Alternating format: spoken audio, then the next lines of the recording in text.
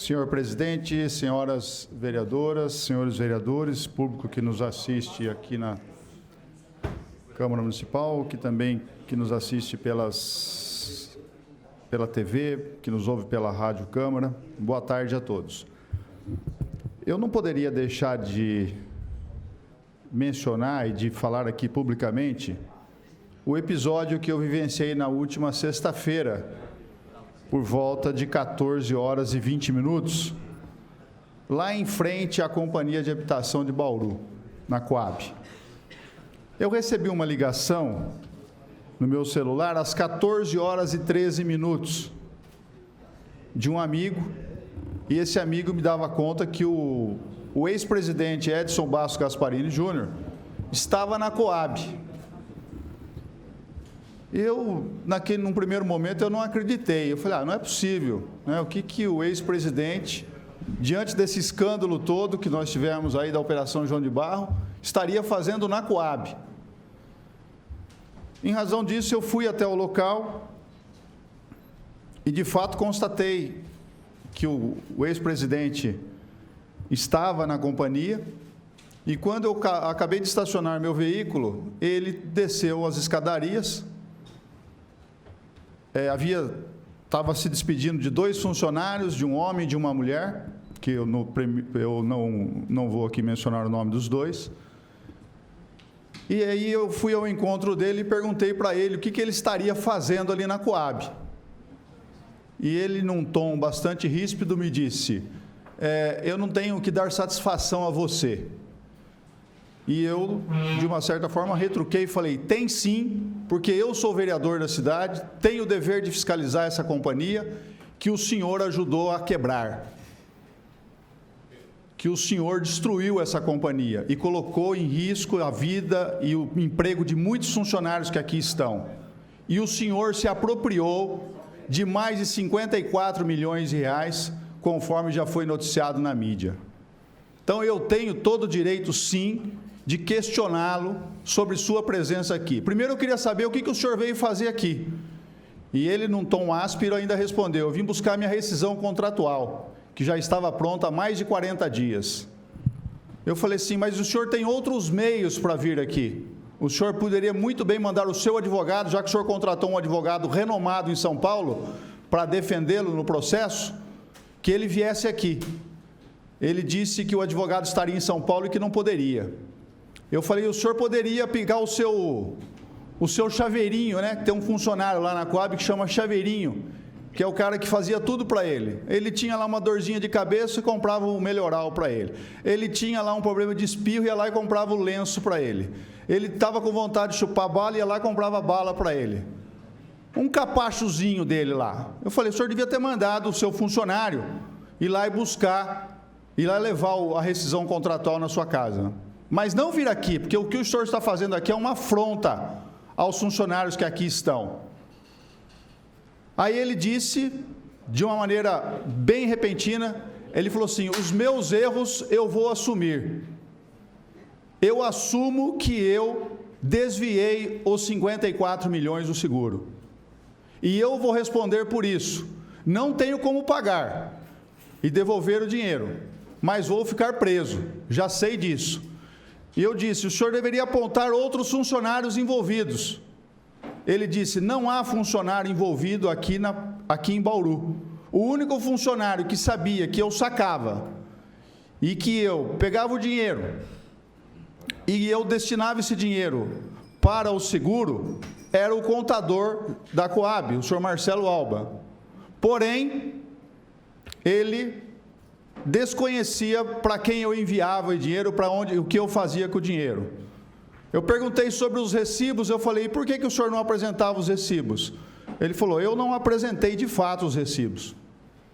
Então, a minha opinião, houve uma confissão, embora não sei se isso tenha valor ou não, mas isso ele falou diretamente à minha pessoa.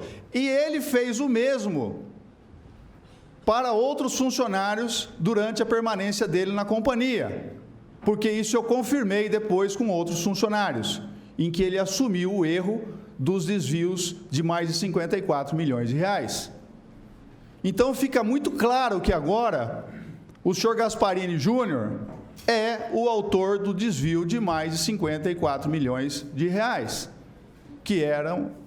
cuja o destino principal era o pagamento do seguro. E ele acrescentou um dado, que parte desse dinheiro ele enviava para o Rio de Janeiro e para Brasília. Por isso que eu entendo que essa investigação vai ter uma repercussão ainda maior. E vou falar uma coisa agora sobre uma percepção sobre o ponto de vista de um policial. Se ele confessou 54 milhões, tem mais. Tem mais. E isso só o tempo vai mostrar. E ele disse também que essa redução do valor do acordo em mais de 100 milhões, que o jornalista Nelson Taberá até fez uma matéria nesse sentido, ele disse o seguinte: isso aí está errado. O certo é os 443 milhões que a Caixa Econômica nos adiantou. Eu falei, certo sobre o seu ponto de vista, não sob o ponto de vista de quem hoje está à frente da companhia e quem detém as informações necessárias para se apurar o valor.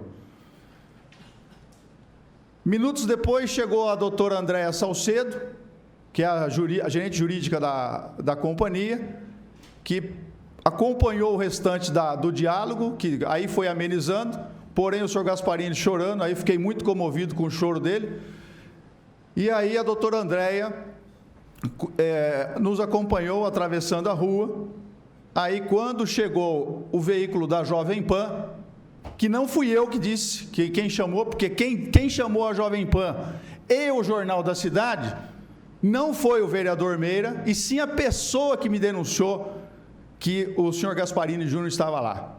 Então, já fica bem claro isso aí, para que não fiquem falando que eu estou mancomunado ou eu estou envolvido com esse ou aquele órgão de imprensa. Tá certo? E aí, ele foi embora, e na minha opinião, eu estou muito convencido que ele é o autor do desvio de mais de 54 milhões de reais. Para quem tinha dúvida, eu acredito que agora não tem mais. Outro assunto que eu gostaria de comentar: nós estamos aqui com uma comissão especial de inquérito sobre a estação de tratamento de esgoto. No dia 11 de março, nós tivemos uma audiência aqui, ouvindo o representante da Com Engenharia, o Darcades nos mandou, e aí nós deliberamos no final da nossa reunião, o vereador Miano estava aqui, a vereadora Chiara, Yasmin e o Manuel Lozila. Nós deliberamos para ouvir a doutora Maria Gabriela, procuradora do município, que sempre se manifestou no processo a respeito das manifestações jurídicas que são necessárias, quando tem pedido de aditivo e tudo mais. Eu não sei porquê, mas depois dessa deliberação, no dia 12 de março, ou seja, no dia seguinte, o prefeito editou um decreto, é o decreto 14.651, designando 3 procuradores para assumirem com exclusividade os pareceres jurídicos do respectivo processo.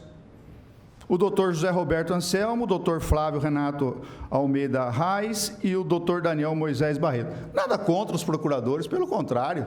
Agora, por que publicar um decreto um dia depois que nós deliberamos a respeito da vinda da doutora Maria Gabriela para se manifestar aqui perante a SEI? É muito estranho. É muito estranho. E, afinal de contas, lá tem uma hierarquia. Nós temos a procuradora-geral do município, que é a doutora Alcimar, e nós temos o secretário de Negócios Jurídicos. Agora, designar uma comissão com exclusividade, logo depois daquilo que nós fizemos aqui, deliberamos na SEI, é algo muito a ser observado. E, para finalizar, antes que acabe o meu tempo, eu gostaria de me manifestar a respeito de uma notícia que eu soube de funcionários da própria instituição do Correio, que nós vamos perder a nossa superintendência aqui, não porque o governo pretende privatizar, ou porque o governo está fazendo uma reestruturação e vai fechar a superintendência. Não, ele está transferindo a superintendência de Bauru para Indaiatuba. Então eu faço um apelo, já que nós temos um ministro que é suplente de senador, e que é de Bauru, que é o astronauta, né, que vem aqui uma vez por ano no Arraiá, eu vou fazer um apelo para que ele mude essa postura dele e essa proposição dele de mudar e alterar e transferir a superintendência daqui para Indaiatuba. 500 funcionários vão ter que mudar de Bauru. Muito obrigado. Isso é um absurdo. Muito obrigado, senhor presidente.